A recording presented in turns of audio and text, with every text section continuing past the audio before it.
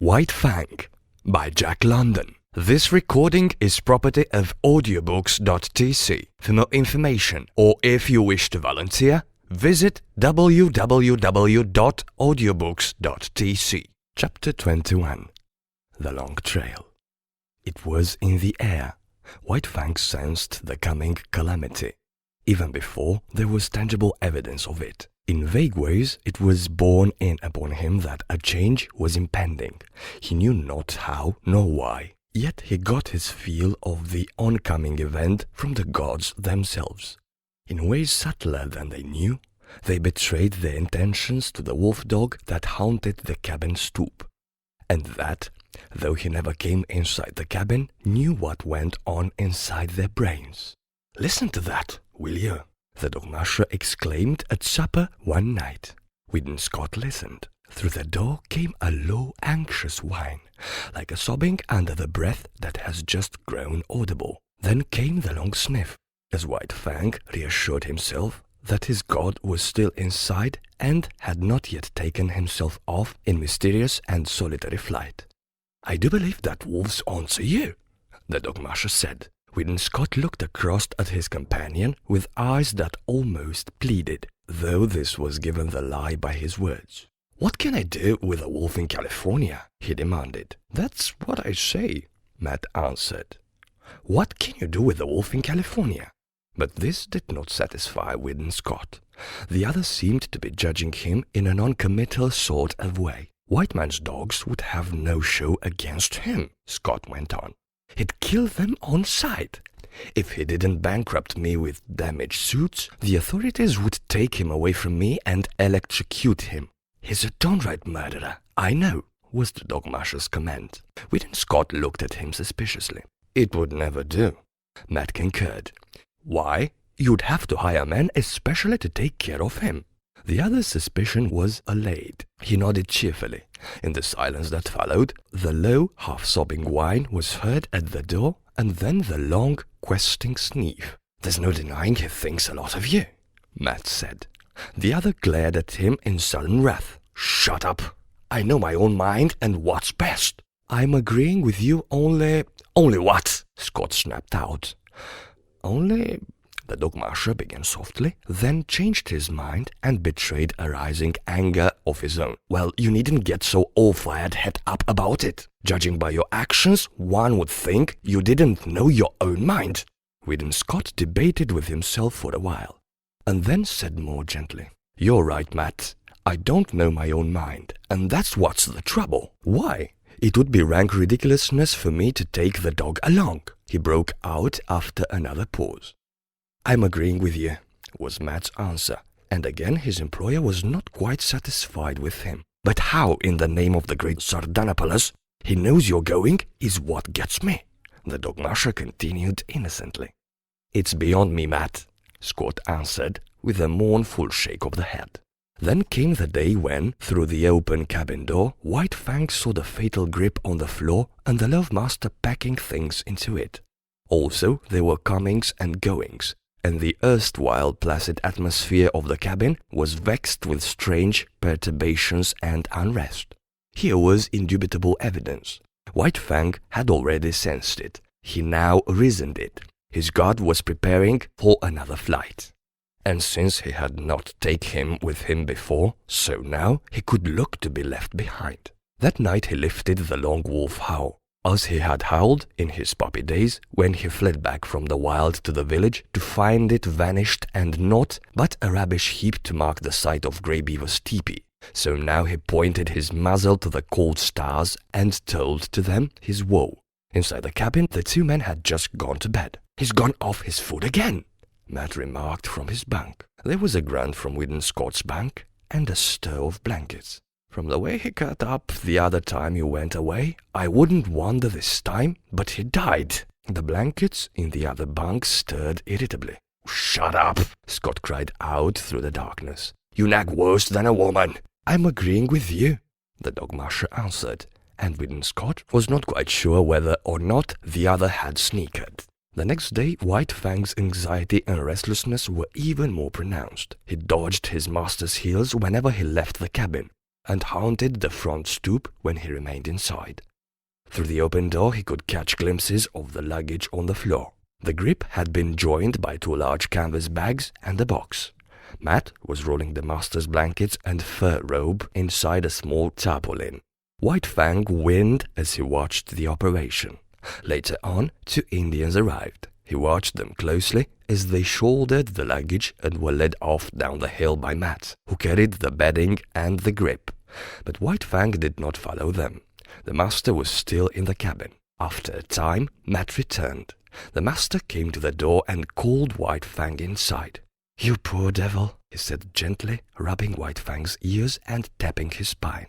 "I'm hitting the long trail, old man, where you cannot follow. Now give me a growl. The last goodbye growl."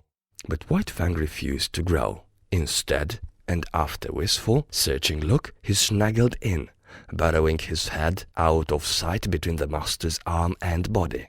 "There she blows!" Matt cried. From the Yukon arose the hoarse bellowing of a river steamboat. "You've got to cut it short. Be sure and lock the front door. I'll go out the back. Get a move on."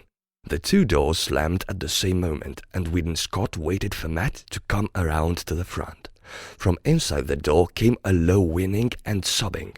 Then there were long, deep-drawn sniffs. "You must take good care of him, Matt," Scott said as they started down the hill. "Right, and let me know how he gets along." "Sure," the dog musher answered. "But listen to that, will you?" Both men stopped. White Fang was howling as dogs howl when their masters lie dead.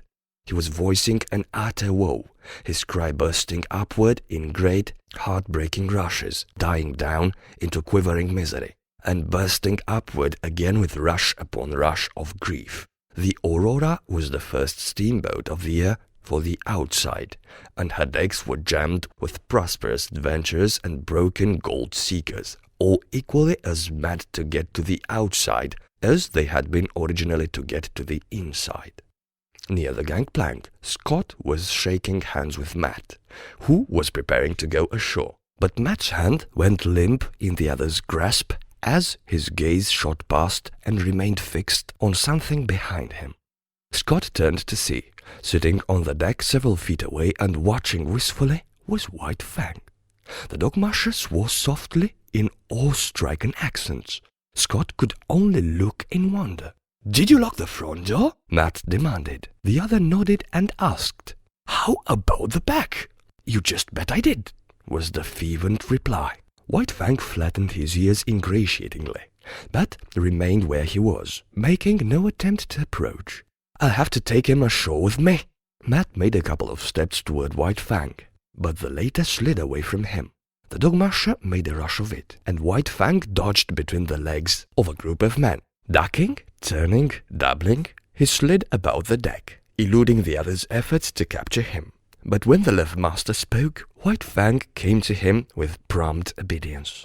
"Won't come to the hand that's fed him all these months," the dog musher muttered resentfully.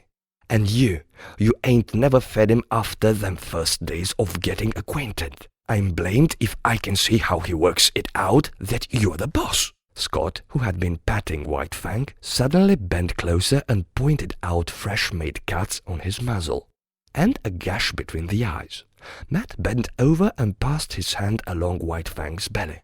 "We plumb forgot the window. He's all cut and gorged underneath. Must he beauted clean through it? Big gosh!" But Whedon Scott was not listening. He was thinking rapidly. The Auroras whistled, hooted a final announcement of departure. Men were scurrying down the gangplank to the shore. Matt loosened the bandana from his own neck and started to put it around White Fang's. Scott grasped the dog musher's hand. "Goodbye, Matt, old man. About the wolf, you needn't write. You see, I've—" "What?" the dog musher exploded. "You don't mean to say—" "The very thing I mean. Here's your bandana. I'll write to you about him." Matt paused halfway down the gangplank. "He'll never stand the climate," he shouted back, "unless you clip him in warm weather." The gangplank was hauled in, and the Aurora swung out from the bank. Whedon Scott waved a last goodbye. Then he turned and bent over White Fang, standing by his side. "Now growl, damn you, growl," he said as he patted the responsive head and rubbed the flattening ears. The end of Chapter 21, White Fang, by Jack London. This recording is property of audiobooks.tc. For more information, or if you wish to volunteer, visit www.audiobooks.tc. Chapter 22, The Southland.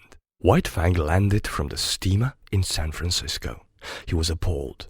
Deep in him, below a reasoning process of act of consciousness, he had associated power with Godhead. And never had the white man seemed such marvelous gods as now, when he trod the slimy pavement of San Francisco. The log cabins he had known were replaced by towering buildings. The streets were crowded with perilous wagons, carts, automobiles, great, straining horses pulling huge trucks, and monstrous cable and electric cars hooting and clanging through the midst, screeching their insistent menace after the manner of the lynxes he had known in the northern woods. All this was the manifestation of power. Through it all, behind it all, was man, governing and controlling, expressing himself, as of old, by his mastery over matter. It was colossal, stunning. White Fang was awed. Fear sat upon him. As in his cubhood he had been made to feel his smallness and punniness on the day he first came in from the wild to the village of Grey Beaver, so now, in his full-grown stature and pride of strength, he was made to feel small and punny. And there were so many gods. He was made dizzy by the swarming of them. The thunder of the street smote upon his ears. He was bewildered by the tremendous and endless rush and movement of things. As never before, he felt his dependence on the Love Master, close at whose fields he followed, no matter what happened, never losing sight of him. But White Fang was to have no more than a nightmare vision of the city, an experience that was like a bad dream, unreal and terrible, that haunted him for long after in his dreams.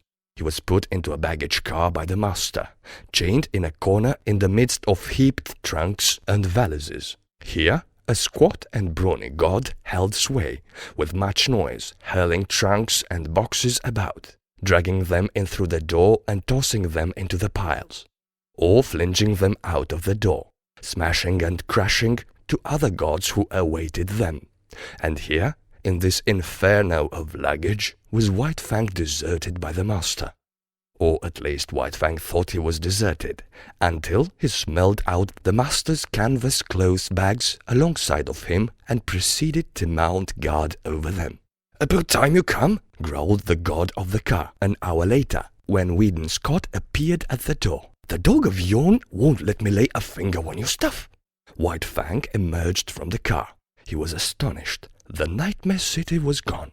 The car had been to him no more than a room in a house. And when he had entered it, the city had been all around him. In the interval, the city had disappeared. The roar of it no longer dinned upon his ears. Before him was smiling country, steaming with sunshine, lazy with quietude. But he had little time to marvel at the transformation. He accepted it as he accepted all the uncountable doings and manifestations of the gods. It was their way. There was a carriage waiting. A man and a woman approached the master. The woman's arms went out and clutched the master around the neck. A hostile act. The next moment, Whedon Scott had torn loose from the embrace and closed with White Fang, who had become a snarling, raging demon. "It's all right, mother," Scott was saying, as he kept tight hold of White Fang and placated him. "He thought you were going to injure me, and he wouldn't stand for it. It's all right, it's all right. He will learn soon enough. And in the meantime, I may be permitted to love my son when his dog is not around." She laughed, though she was pale and weak from the fright. She looked at White Fang, who snarled and bristled and glared malevolently. "He will have to learn, and he shall, without postponement," Scott said. He spoke softly to White Fang until he had quieted him. Then his voice became firm. "Down, sir! Down with you!" This had been one of the things taught him by the master, and White Fang obeyed, though he lay down reluctantly and sullenly. "Now, mother!" Scott opened his arms to her, but kept his eyes on White Fang. "Down!" he warned. "Down!" White Fang, bristling silently, half crouching as he rose, sank back and watched the hostile act repeated. But no harm came of it, nor of the embrace from the strange man-god that followed. Then the cloth bags were taken into the carriage. The strange gods and the love-master followed, and White Fang pursued, now running vigilantly behind, now bristling up to the running horses and warning them that he was there to see that no harm befell the god they dragged so swiftly across the earth. At the end of 15 minutes, the carriage swung in through a stone gateway and on between a double row of arched and interlacing walnut trees. On either side stretched lawns, their broad sweep broken, here and there, by great, sturdy-limbed oaks. In the near distance, in contrast with the young green of the tended grass, sunburned hayfields showed tan and gold, while beyond were the tawny hills and upland pastures. From the head of the lawn, on the first soft swell from the valley level, looked down the deep-porched, many-windowed house. Little opportunity was given White Fang to see all this. Hardly had the carriage entered the grounds when he was set upon by a sheepdog, bright-eyed, sharp-muzzled, righteously indignant and angry. It was between him and the master, cutting him off. White Fang snarled no warning, but his hair bristled as he made his silent and deadly rush. This rush was never completed. He halted with awkward abruptness, with stiff forelegs bracing himself against his momentum, almost sitting down on his haunches, so desirous was he of avoiding contact with the dog he was in the act of attacking. It was a female, and the law of his kind thrust a barrier between. For him to attack her would require nothing less than a violation of his instinct. But with the sheepdog it was otherwise. Being a female, she possessed no such instinct. On the other hand, being a sheepdog, her instinctive fear of the wild, and especially of the wolf, was unusually keen. White Fang was to her a wolf, the hereditary marauder who had preyed upon her flocks from the time sheep were first herded and guarded by some dim ancestor of hers. And so, as he abandoned his rush at her and braced himself to avoid the contact, she sprang upon him. He snarled involuntarily as he felt her teeth in his shoulder, but beyond this made no effort to hurt her. He backed away, stiff-legged with self-consciousness, and tried to go around her. He dodged this way and that, and curved and turned, but to no purpose. She remained always between him and the way he wanted to go. "Here, Collie!" called the strange man in the carriage. William Scott laughed. "Never mind, father. It is good discipline. White Fang will have to learn many things, and it's just as well that he begins now. He will adjust himself all right." The carriage drove on, and still Collie blocked White Fang's way. He tried to outturn her by leaving the drive and circling across the lawn. But she ran on the inner and smaller circle, and was always there, facing him with her two rows of gleaming teeth. Back he circled, across the drive to the other lawn, and again she headed him off. The carriage was bearing the master away. White Fang caught glimpses of it dissipating amongst the trees. The situation was desperate. He essayed another circle. She followed, running swiftly. And then, suddenly, he turned upon her. It was his old fighting trick. Shoulder to shoulder, he struck her squarely. Not only was she overthrown, so fast had she been running that she rolled along, now on her back, now on her side. As she struggled to stop, clawing gravel with her feet and crying shrilly her hurt pride and indignation. White Fang did not wait. The way was clear, and that was all he had wanted. She took after him, never ceasing her outcry. It was the straightaway now, and when it came to real running, White Fang could teach her things. She ran frantically, hysterically, straining to the utmost, advertising the effort she was making with every leap. And all the time White Fang slid smoothly away from her, silently, without effort, gliding like a ghost over the ground. As he rounded the house to the porte cochere, he came upon the carriage. it had stopped, and the master was alighting.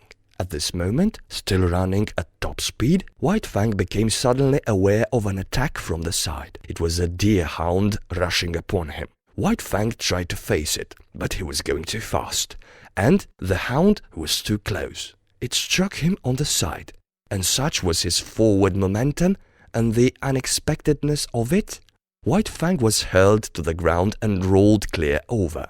He came out of the tangle a spectacle of malignancy.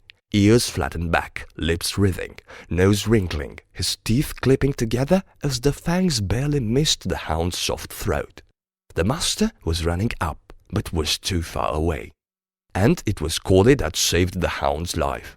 Before White Fang could spring in and deliver the fatal stroke, and just as she was in the act of springing in, Collie arrived. She had been outmaneuvered and outran, to say nothing of her having been unceremoniously tumbled in the gravel, and her arrival was like that of a tornado, made up of offended dignity, justifiable wrath, and instinctive hatred for this marauder from the wild. She struck White Fang at right angles in the midst of his spring, and again he was knocked off his feet and rolled over. The next moment the master arrived, and with one hand held White Fang, while the father called off the dogs. "I say, this is a pretty warm reception for a poor lone wolf from the Arctic," the master said, while White Fang calmed down under his caressing hand. "In all his life he's only been known once to go off his feet, and here he's been rolled twice in 30 seconds. The carriage had driven away, and other strange gods had appeared from out the house. Some of these stood respectfully at a distance, but 2 of them, women, perpetrated the hostile act of clutching the master around the neck. White Fang, however, was beginning to tolerate this act. No harm seemed to come of it, while the noises the gods made were certainly not threatening. The gods also made overtures to White Fang, but he warned them off with a snare, and the master did likewise with word of mouth. At such times White Fang leaned in close against the master's legs and received reassuring pats on the head. The hound, under the command, "Dick, lie down, sir," had gone up the steps and lain down to one side on the porch, still growling and keeping a sullen watch on the intruder. Collie had been taken in charge by one of the woman gods, who held arms around her neck and petted and caressed her. But Collie was very much perplexed and worried, winning and restless, outraged by the permitted presence of this wolf, and confident that the gods were making a mistake. All the gods started up the steps to enter the house. White Fang followed closely at the master's heels. Dick, on the porch, growled, and White Fang on the steps bristled and growled back. "Take Collie inside and leave the 2 of them to fight it out," suggested Scott's father. "After that, they will be friends. Then the White Fang, to show his friendship, will have to be chief mourner at the funeral," laughed the master. The elder Scott looked incredulously, first at White Fang, then at Dick, and finally at his son. "You mean that—" Whedon nodded his head. "I mean just that. You'd have a dead Dick inside 1 minute, 2 minutes at the furthest." He turned to White Fang. "Come on, you wolf. It's you that will have to come inside." White Fang walked stiff-legged up the steps and across the porch, with tail rigidly erect, keeping his eyes on Dick to guard against a flank attack, and at the same time prepared for whatever fierce manifestation of the unknown that might pounce out upon him from the interior of the house. But no thing of fear pounced out, and when he had gained the inside, he scouted carefully around, looking for it and finding it not. Then he lay down with a contented grunt at the master's feet, observing all that went on, ever ready to spring to his feet and fight for life with the terrors he felt must lurk under the trap-proof of the dwelling. The end of Chapter 22. White Fang by Jack London. This recording is property of audiobooks.tc. For more information, or if you wish to volunteer, visit www.audiobooks.tc. Chapter 23. The God's Domain. Not only was White Fang adaptable by nature, but he had traveled much, and knew the meaning and necessity of adjustment. Here, in Sierra Vista, which was the name of Judge Scott's place, White Fang quickly began to make himself at home. He had no further serious trouble with the dogs. They knew more about the ways of the Sutherland gods than did he, and in their eyes he had qualified when he accompanied the gods inside the house. Wolf that he was, and unprecedented as it was, the gods had sanctioned his presence, and they, the dogs of the gods, could only recognize this sanction. Dick, perforce, had to go through a few stiff formalities at first, after which he calmly accepted White Fang as an addition to the premises. Had Dick had his way, they would have been good friends, but White Fang was averse to friendship. All he asked of other dogs was to be let alone. His whole life he had kept aloof from this kind, and he still desired to keep aloof. Dick's overtures bothered him, so he snarled Dick away. In the north he had learned the lesson that he must let the master's dogs alone, and he did not forget that lesson now. But he insisted on his own privacy and self-seclusion, and so thoroughly ignored Dick that that good-natured creature finally gave him up and scarcely took as much interest in him as in the hitching post near the stable. Not so with Collie. While she accepted him because it was the mandate of the gods, that was no reason that she should leave him in peace. Woven into her being was the memory of countless crimes he and his had perpetrated against her ancestry. Not in a day nor a generation were the ravaged sheepfolds to be forgotten. All this was a spur to her, pricking her to retaliation. She could not fly in the face of the gods who permitted him, but that did not prevent her from making life miserable for him in petty ways. A feud, ages old, was between them, and she, for one, would see to it that he was reminded. So Collie took advantage of her sex to pick upon White Fang and maltreat him. His instinct would not permit him to attack her, while her persistence would not permit him to ignore her. When she rushed at him, he turned his fur-protected shoulder to her sharp teeth and walked away stiff-legged and stately. When she forced him too hard, he was compelled to go about in a circle, his shoulder presented to her, his head turned from her, and on his face and in his eyes a patient and bored expression. Sometimes, however, a nip on his hindquarters hastened his retreat and made it anything but stately. But as a rule, he managed to maintain a dignity that was almost solemnity. He ignored her existence whenever it was possible, and made it a point to keep out of her way.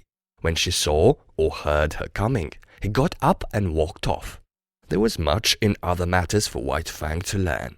Life in the Northland was simplicity itself when compared with the complicated affairs of Sierra Vista. First of all, he had to learn the family of the master. In a way, he was prepared to do this. As Mitsa and Klukuch had belonged to Grey Beaver, sharing his food, his fire, and his blankets, so now, at Sierra Vista, belonged to the Love Master all the denizens of the house. But in this matter there was a difference, and many differences. Sierra Vista was a far vaster affair than the teepee of Grey Beaver. There were many persons to be considered. There was Judge Scott, and there was his wife. There were the master's two sisters, Beth and Mary. There was his wife, Alice, and then there were his children, Whedon and Maud, toddlers of 4 and 6. There was no way for anybody to tell him about all these people, and of blood ties and relationship he knew nothing whatever and never would be capable of knowing. Yet he quickly worked it out that all of them belonged to the master. Then, by observation, whenever opportunity offered, by study of action, speech, and the very intonations of the voice, he slowly learned the intimacy and the degree of favor they enjoyed with the master. And by this ascertained standard, White Fang treated them accordingly. What was of value to the master, he valued. What was dear to the master was to be cherished by White Fang and guarded carefully. Thus it was with the 2 children.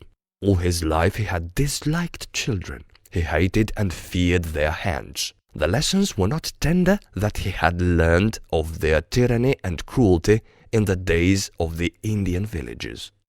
When Whedon and Maud had first approached him, he growled warningly and looked malignant. A cough from the master and a sharp word had then compelled him to permit their caresses, though he growled and growled under their tiny hands, and in the growl there was no crooning note. Later, he observed that the boy and girl were of great value in the master's eyes.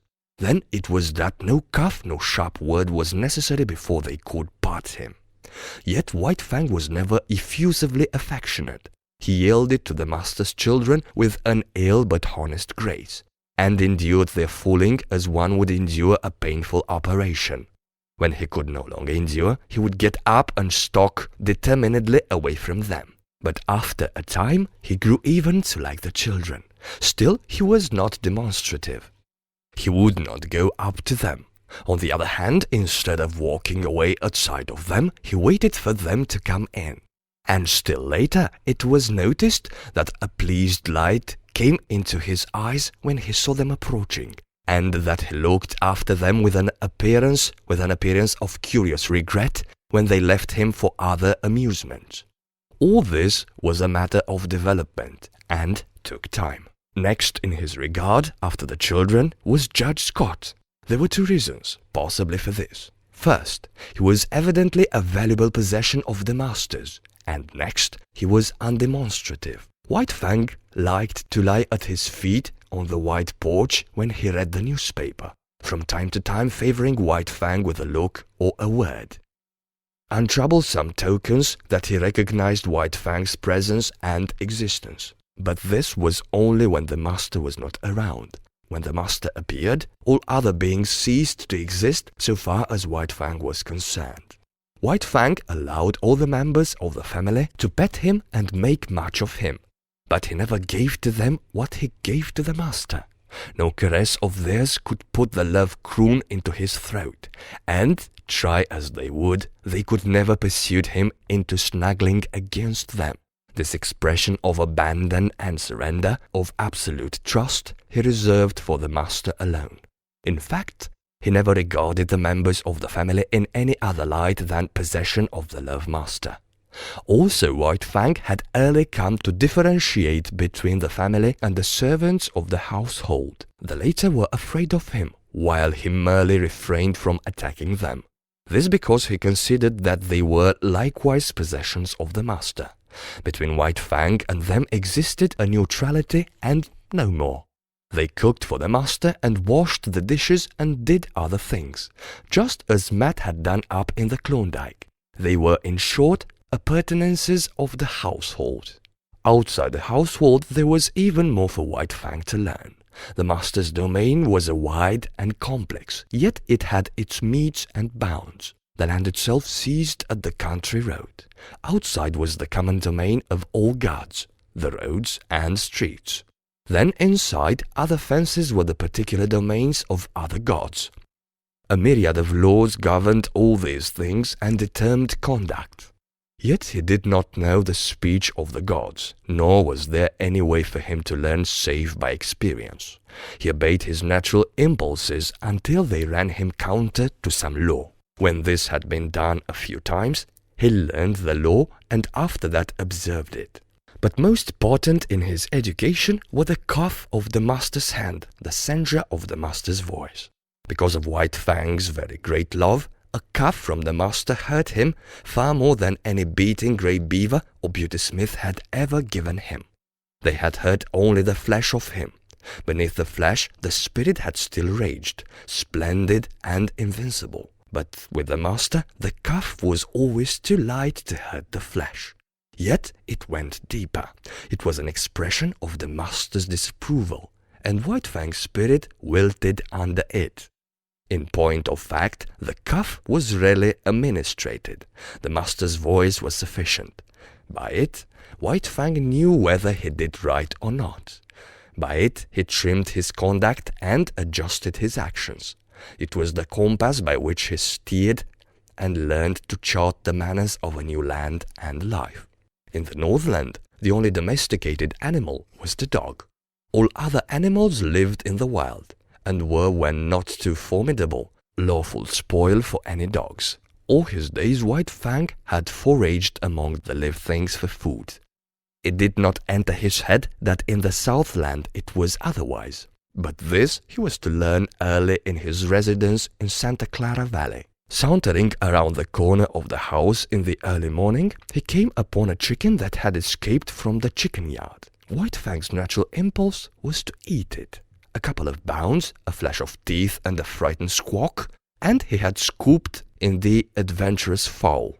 It was firm-bred and fat and tender, and White Fang licked his chops and decided that such fare was good.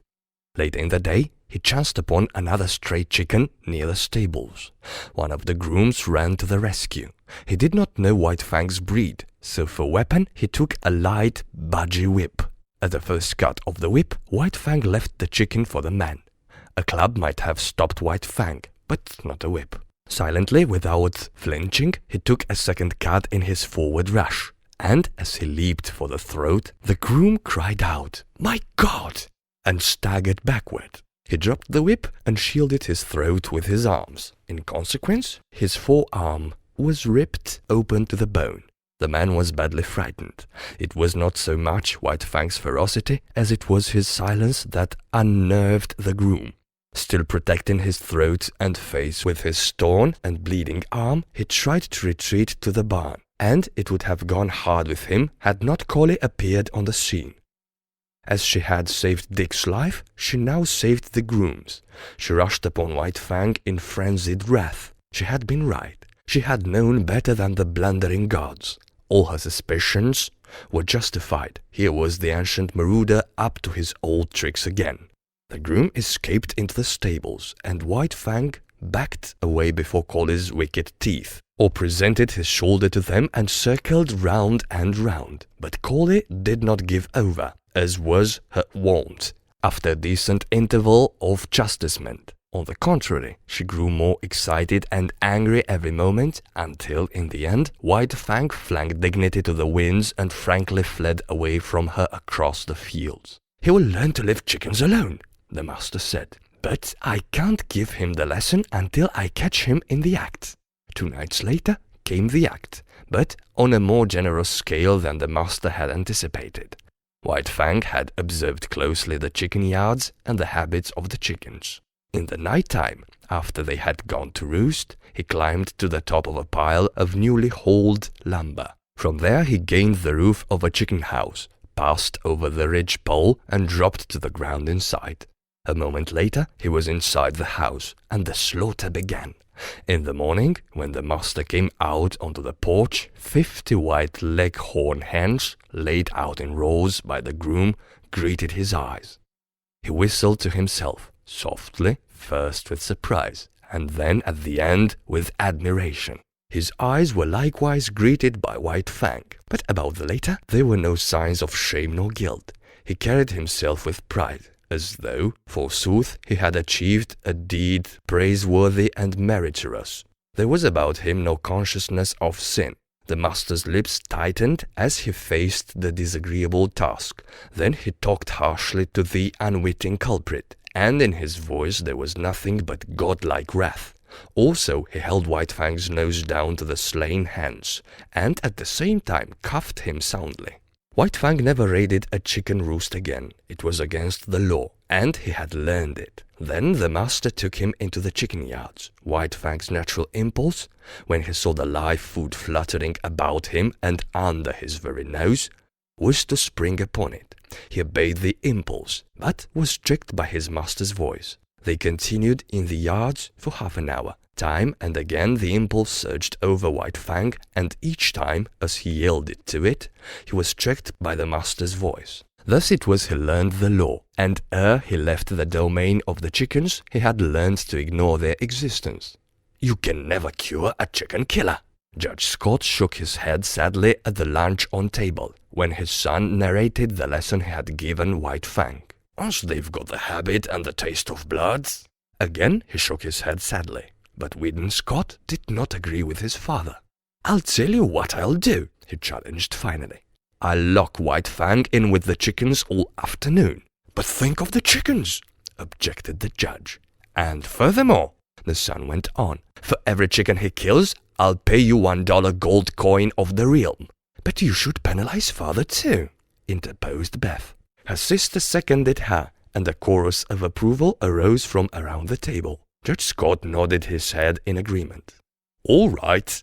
Whidden Scott pondered for a moment. "And if, at the end of the afternoon, White Fang hasn't harmed a chicken, for every 10 minutes of the time he had spent in the yard, you will have to say to him, gravely and with deliberation, just as if you were sitting on the bench and solemnly passing judgment, 'White Fang, you are smarter than I thought.'" From hidden points of vantage, the family watched the performance, but it was a fizzle. Locked in the yard, and there deserted by the master, White Fang lay down and went to sleep. Once he got up and walked over to the trough for a drink of water. The chickens he calmly ignored. As far as he was concerned, they did not exist. At 4 o'clock, he executed a running jump, gained the roof of the chicken house, and leaped the ground outside, whence he sauntered gravely to the house. He had learned the law. And on the porch, before the delighted family, Judge Scott, face to face with White Fang, said slowly and solemnly 16 times, "White Fang, you are smarter than I thought." But it was the multiplicity of laws that befuddled White Fang and often brought him into disgrace. He had to learn that he must not touch the chickens that belonged to other gods. Then there were cats and rabbits and turkeys. All these he must let alone. In fact, when he had but partly learned the law, his impression was that he must leave all live things alone. Out in the back pasture, quail could flutter up under his nose unharmed. All tense and trembling with eagerness and desire, he mastered his instinct and stood still. He was obeying the will of the gods. And then, one day, again out in the back pasture, he saw Dick start a jackrabbit and run it. The master himself was looking on and did not interfere. Nay, he encouraged White Fang to join in the chase. And thus he learned that there was no taboo on jackrabbits. In the end, he worked out the complete law. Between him and all domestic animals there must be no hostilities. If not amity, at least neutrality must obtain. But the other animals, the squirrels and quail and cottontails, were creatures of the wild who had never yielded allegiance to man. They were the lawful prey of any dog. It was only the tame that the gods protected, and between the tame, deadly strife was not permitted. The gods held the power of life and death over their subjects, and the gods were jealous of their power. Life was complex in the Santa Clara Valley after the simplicities of the Northland. And the chief thing demanded by these intricacies of civilization was control, restraint, a poise of self that was as delicate as the fluttering of gossamer wings and at the same time as rigid as steel. Life had 1,000 faces, and White Fang found he must meet them all. Thus, when he went to town, into San Jose, running behind the carriage or loafing about the streets, when the carriage stopped, life flowed past him, deep and wide and varied, continually impinging upon his senses, demanding of him instant and endless adjustments and correspondences, and compelling him, almost always, to suppress his natural impulses. There were butcher shops where meat hung within reach. This meat he must not touch. There were cats at the houses the master visited that must be let alone, and there were dogs everywhere that snarled at him and that he must not attack. And then, on the crowded sidewalks, there were persons innumerable whose attention he attracted. They would stop and look at him, point him out to one another, examine him, talk to him, and worst of all, pat him. And these perilous contacts from all these strange hands he must endure. Yet his endurance he achieved. Furthermore, he got over being awkward and self-conscious. In a lofty way, he received the attentions of the multitudes of strange gods. With condescension, he accepted their condescension. On the other hand, there was something about him that prevented great familiarity. They patted him on the head and passed on, contented and pleased with their own daring. But it was not all easy for White Fang. Running behind the carriage in the outskirts of San Jose, he encountered certain small boys who made a practice of flying stones at him. Yet he knew that it was not permitted him to pursue and drag them down. Here he was compelled to violate his instinct of self-preservation. And violate it he did, for he was becoming tame and qualifying himself for civilization. Nevertheless, White Fang was not quite satisfied with the agreement, with the arrangement. He had no abstract ideas about justice and fair play. But there is a certain sense of equality that resides in life, and it was this sense in him that resented the unfairness of his being permitted no defense against the stone throwers. He forgot that in the covenant entered into between him and the gods they were pledged to care for him and defend him. But one day the master sprang from the carriage, whip in hand, and gave the stone throwers a thrashing. After that they threw stones no more, and White Fang understood and was satisfied. One other experience of similar nature was his. On the way to town, hanging around the saloon at the crossroads, were 3 dogs that made a practice of rushing out upon him when he went by. Knowing his deadly method of fighting, the master had never ceased impressing upon White Fang the law that he must not fight. As a result, having learned the lesson well, White Fang was hard put whenever he passed the crossroads saloon. After the first rush, each time his snarl kept the 3 dogs at a distance, but they trailed along behind, yelping and bickering and insulting him. This endured for some time. The man at the saloon even urged the dogs on to attack White Fang. One day they openly psyched the dogs on him. The master stopped the carriage. "Go to it," he said to White Fang. But White Fang could not believe. He looked at the master and he looked at the dogs. Then he looked back eagerly and questioningly at the master. The master nodded his head. "Go to them, old fellow. Eat them up." White Fang no longer hesitated. He turned and leaped silently among his enemies. All 3 faced him. There was a great snarling and growling, a clashing of teeth and a flurry of bodies. The dust of the road arose in a cloud and screamed the battle. But at the end of several minutes, 2 dogs were struggling in the dirt and the 3rd was in a full flight. He leaped a ditch, went through a rail fence and fled across a field. White Fang followed, sliding over the ground in wolf fashion and with wolf speed, swiftly and without noise, and in the center of the field he tracked down and slew the dog. With this triple killing, his main troubles with dogs ceased. The word went up and down the valley, and men saw to it that their dogs did not molest the fighting wolf.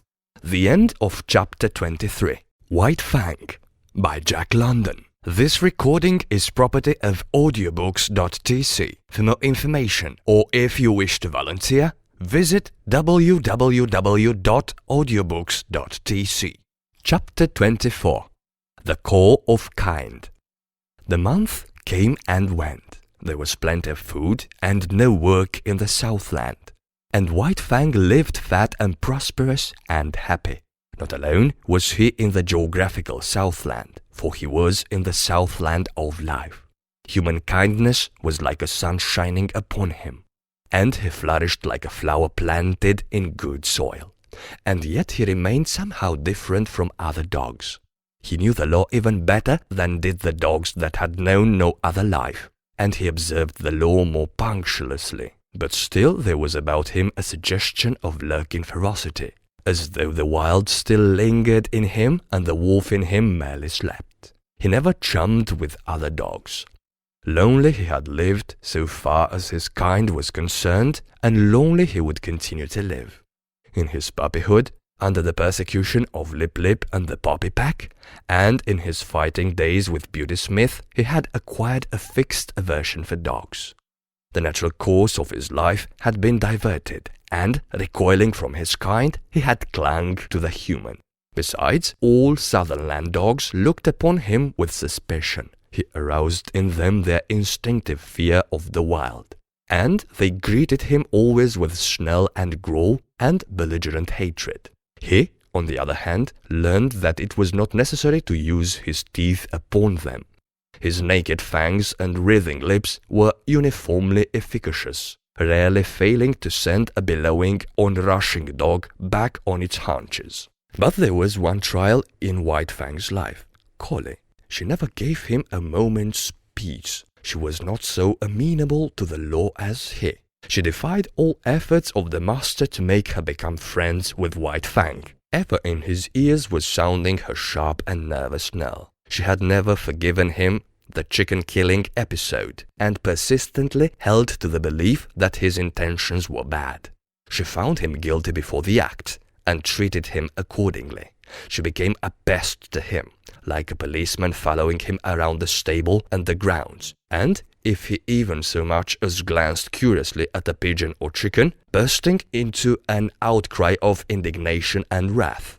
His favorite way of ignoring her was to lie down, with his head on his forepaws, and pretended sleep. This always dumbfounded and silenced her. With the exception of Collie, all things went well with White Fang. He had learned control and poise, and he knew the law. He achieved a staidness and calmness and philosophic tolerance. He no longer lived in a hostile environment. Danger and hurt and death did not lurk everywhere about him. In time, the unknown, as a thing of terror and menace ever impending, faded away. Life was soft and easy. It followed along smoothly, and neither fear nor foe lurked by the way. He missed the snow without being aware of it. An undully long summer would have been his thought had he thought about it. As it was, he merely missed the snow in a vague, subconscious way. In the same fashion, especially in the heat of summer, when he suffered from the sun, he experienced faint longings for the Northland. Their only effect upon him, however, was to make him uneasy and restless without his knowing what was the matter. White Fang had never been demonstrative. Beyond his snuggling and the throwing of a crooning note into his love growl, he had no way of expressing his love. Yet it was given him to discover a third way. He had always been susceptible to the laughter of the gods. Laughter had affected him with madness, made him frantic with rage. But he did not have it in him to be angry with the love master. And when the god elected to laugh at him in a good-natured, bantering way, he was nonplussed. He could feel the pricking and stinging of the old anger as it strove to rise up in him, but it strove against love. He could not be angry. Yet he had to do something. At first he was dignified, and the master laughed the harder. Then he tried to be more dignified, and the master laughed harder than before. In the end, the master laughed him out of his dignity. His jaws slightly parted, his lips lifted a little. A quizzical expression that was more love than humor came into his eyes. He had learned to laugh. Likewise, he learned to romp with the master, to be trampled down and rolled over, and be the victim of innumerable rough tricks. In return, he feigned anger, bristling and growling ferociously, and clipping his teeth together in snaps that had all the seeming of deadly intention. But he never forgot himself. Those snaps were always delivered on the empty air. At the end of such a romp, when blow and cuff and snap and snare were fast and furious, they would break off suddenly and stand several feet apart, glaring at each other, and then, just as suddenly, like the sun rising on a stormy sea, they would begin to laugh. This would always culminate with the master's arms going around White Fang's neck and shoulders, while the latter crooned and growled his love song. But nobody else ever romped with White Fang. He did not permit it. He stood on his dignity, and when they attempted it, his warning snarl and bristling mane were anything but playful. That he allowed the master these liberties was no reason that he should be a common dog, loving here and loving there, everybody's property for a romp and good time. He loved with single heart and refused to cheapen himself or his love. The master went out on horseback a great deal, and to accompany him was one of White Fang's chief duties in life. In the Northland he had evidenced his fealty by toiling in the harness, but there were no sleds in the Southland, nor did dogs pack burdens on their backs. So he rendered fealty in the new way, by running with the master's horse. The longest day never played White Fang out. His was the gait of the wolf, smooth, tireless, and effortless, and at the end of 50 miles he would come in jauntily ahead of the horse. It was in connection with the riding that White Fang achieved one other mode of expression, remarkable in that he did it but twice in all his life. The first time occurred when the master was trying to teach a spirited thoroughbred the method of opening and closing gates without the rider's dismounting. Time and again, and many times he ranged the horse up to the gate in the effort to close it, and each time the horse became frightened and backed and plunged away. It grew more nervous and excited every moment.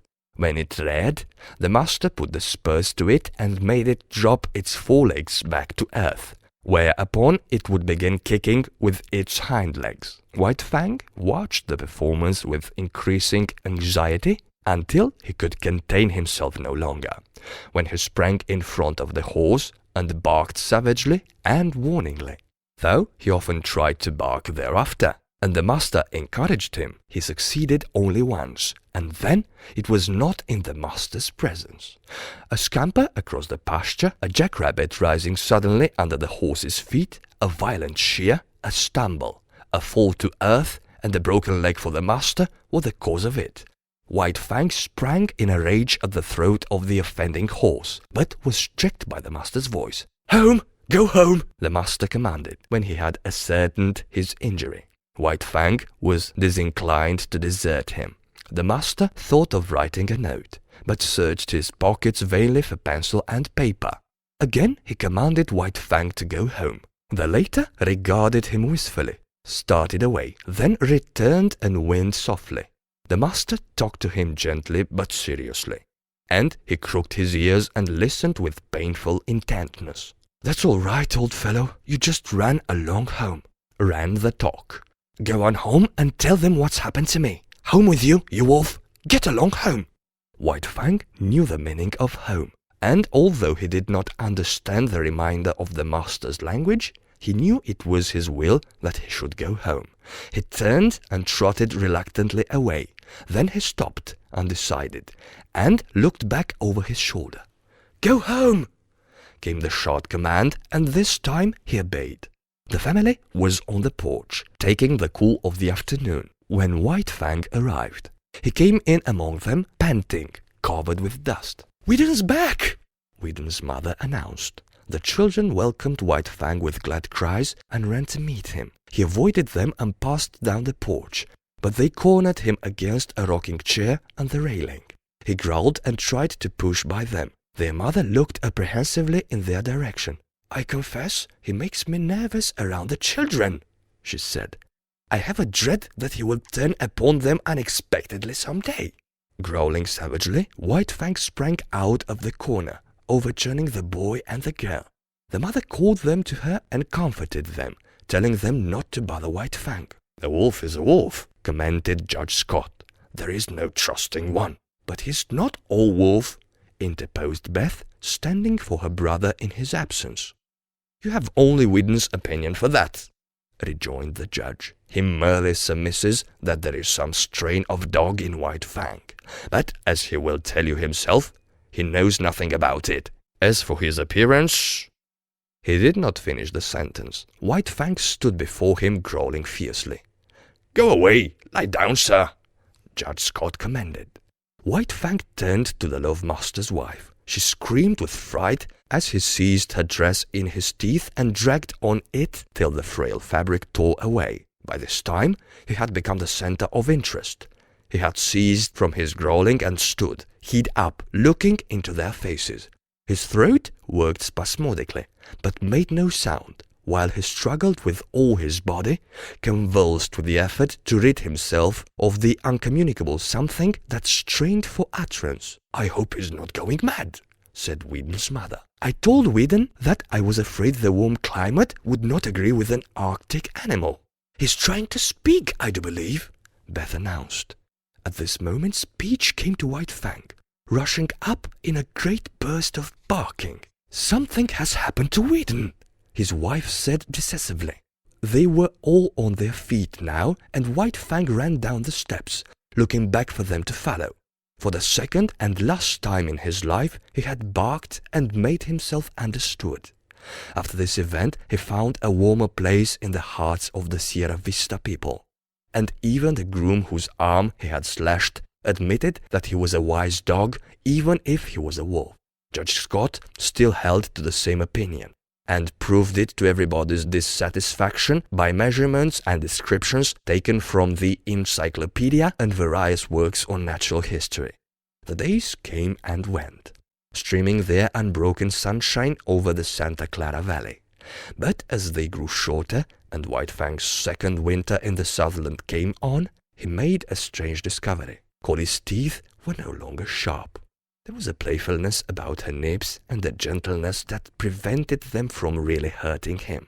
He forgot that she made life a burden to him, and when she disported herself around him, he responded solemnly, striving to be playful and becoming no more than ridiculous.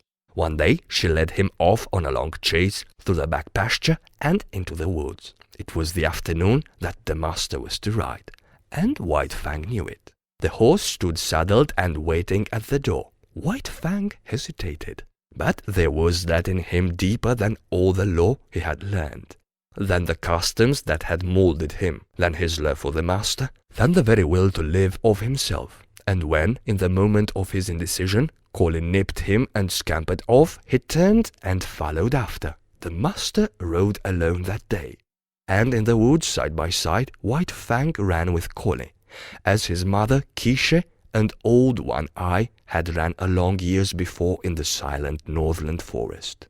The end of chapter 24. White Fang by Jack London. This recording is property of audiobooks.tc. For more information, or if you wish to volunteer, visit www.audiobooks.tc. Chapter 25. The Sleeping Wolf. It was about this time that the newspapers were full of the daring escape of a convict from San Quentin prison. He was a ferocious man. He had been ill-made in the making. He had not been born right, and he had not been helped any by the molding he had received at the hands of society. The hands of society are harsh, and this man was a striking sample of its handiwork. He was a beast, a human beast. It is true, but nevertheless so terrible a beast that he can best be characterized as carnivorous. In San Quentin prison, he had proved incorrigible. Punishment failed to break his spirit. He could die dumb mad and fighting to the last, but he could not live and be beaten. The more fiercely he fought, the more harshly society handled him, and the only effect of harness was to make him fiercer.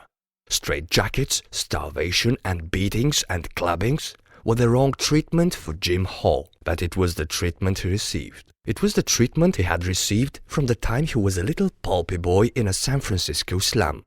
Soft clay in the hands of society and ready to be formed into something. It was during Jim Hall's third term in prison that he encountered a guard that was almost as great a beast as he. The guard treated him unfairly, lied about him to the warden, lost him his credits, persecuted him. The difference between them was that the guard carried a bunch of keys and a revolver.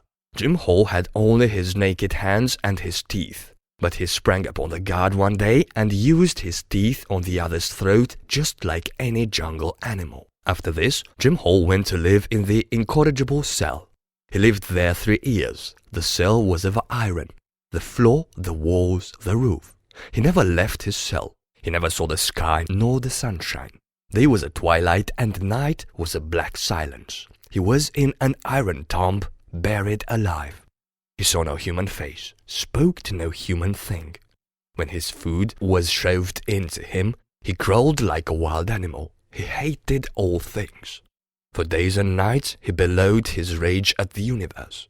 For weeks and months he never made a sound, in the black silence eating his very soul. He was a man and a monstrosity, as fearful a thing of fear as ever gibbered in the visions of a maddened brain. And then, one night, he escaped. The warden said it was impossible, but nevertheless the cell was empty, and half in half out of it lay the body of a dead guard. 2 other dead guards marked his trail through the prison to the outer wall, and he had killed with his hands to avoid noise. He was armed with the weapons of the slain guards, a live arsenal that fled through the hills pursued by the organized might of society. A heavy price of gold was upon his head. Avaricious farmers hunted him with shotguns. His blood might pay off a mortgage or send a son to college. Public-spirited citizens took down their rifles and went out after him. A pack of bloodhounds followed the way of his bleeding feet, and the sleuth hounds of the law, the paid fighting animals of society, with telephone and telegraph and special train, clung to his trail night and day. Sometimes they came upon him, and men faced him like heroes, or stamped through barbed wire fences to the delight of the Commonwealth reading the account at the breakfast table. It was after such encounters that the dead and wounded were carted back to the towns, and their places filled by men eager for the manhunt. And then Jim Hall disappeared. The bloodhounds vainly quested on the lost trail. Inoffensive ranchers in remote valleys were held up by armed men and compelled to identify themselves, while the remains of Jim Hall were discovered on a dozen mountain sides by greedy claimants for blood money. In the meantime, the newspapers were read at Sierra Vista, not so much with interest as with anxiety. The women were afraid. Judge Scott pooh-poohed and laughed, but not with reason, for it was in his last days on the bench that Jim Hall had stood before him and received sentence. And in open courtroom, before all men, Jim Hall had proclaimed that the day would come when he would wreak vengeance on the judge that sentenced him. For once, Jim Hall was right. He was innocent of the crime for which he was sentenced. It was a case, in the parlance of thieves and police, of railroading. Jim Hall was being railroaded to prison for a crime he had not committed. Because of the two prior convictions against him, Judge Scott imposed upon him a sentence of 50 years. Judge Scott did not know all things, and he did not know that he was party to a police conspiracy, that the evidence was hatched and perjured, that Jim Hall was guiltless of the crime charged. And Jim Hall, on the other hand, did not know that Judge Scott was merely ignorant. Jim Hall believed that the judge knew all about it and was hand in glove with the police in the perpetration of the monstrous injustice. So it was, when the doom of 50 years of living death was uttered by Judge Scott, that Jim Hall, hating all things in the society that misused him, rose up and raged in the courtroom until dragged down by half a dozen of his blue-coated enemies. To him, Judge Scott was the keystone in the arch of injustice, and upon Judge Scott he emptied the vials of his wrath and hurled the threats of his revenge yet to come. Then Jim Hall went to his living death, and escaped. Of all this White Fang knew nothing, but between him and Alice, the master's wife, there existed a secret. Each night, after Sierra Vista had gone to bed, she arose and let in White Fang to sleep in the big hall. Now White Fang was not a house dog, nor was he permitted to sleep in the house. So each morning early she slipped down and let him out before the family was awake. On one such night, while all the house slept, White Fang awoke and lay very quietly. And very quietly he smelled the air and read the message it bore of a strange god's presence. And to his ears came sounds of the strange god's movements. White Fang burst into no furious outcry. It was not his way. The strange god walked softly, but more softly walked White Fang, for he had no clothes to rub against the flesh of his body. He followed silently. In the wild he had hunted live meat that was infinitely timid, and he knew the advantage of surprise.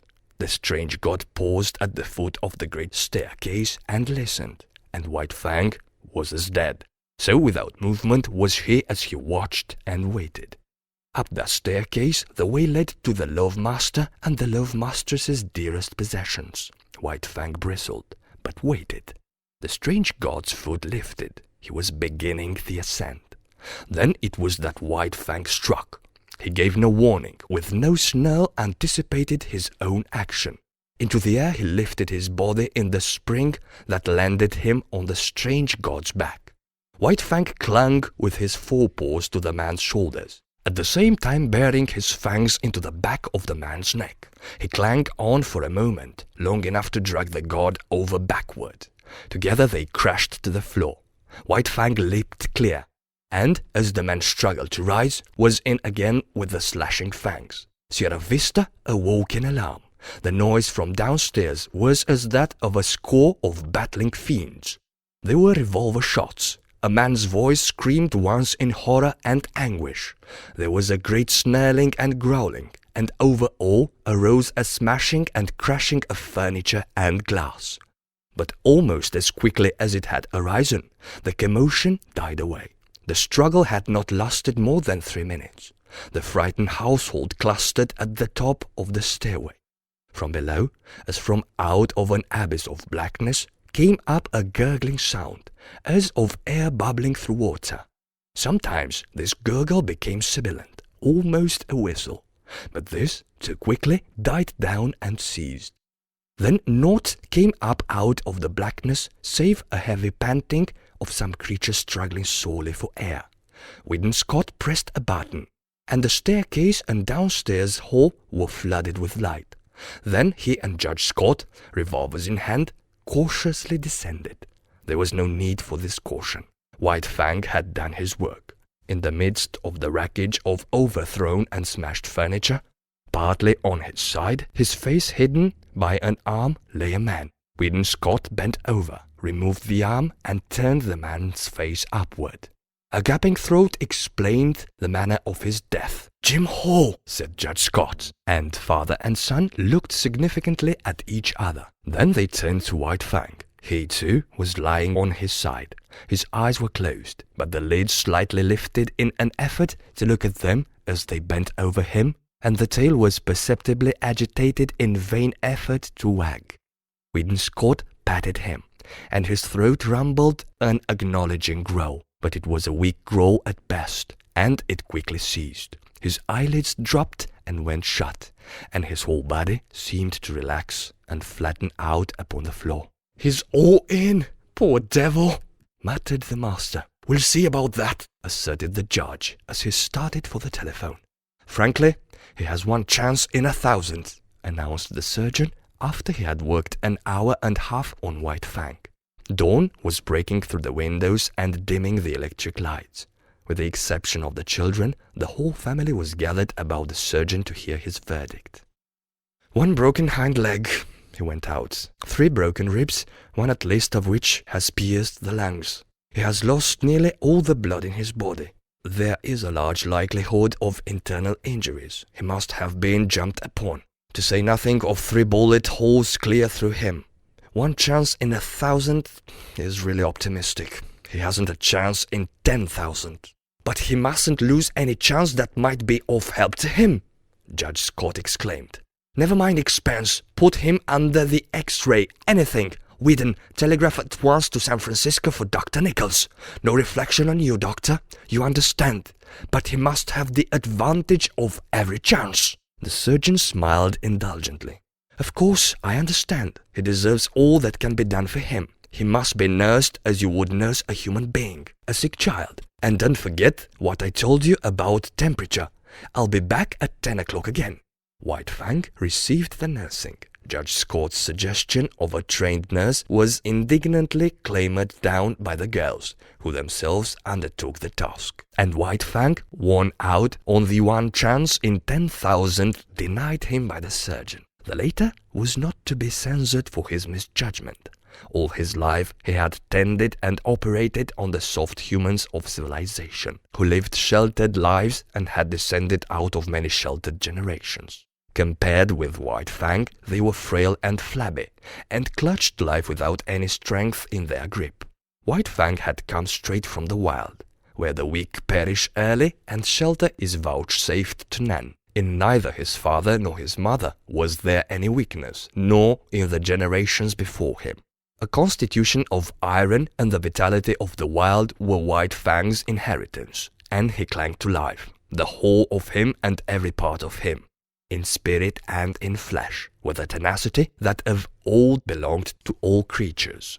Bound down a prisoner, denied every movement by the plaster casts and bandages, White Fang lingered out the weeks. He slept long hours and dreamed much, and through his mind passed an unending pageant of Northland visions. All the ghosts of the past arose and were with him.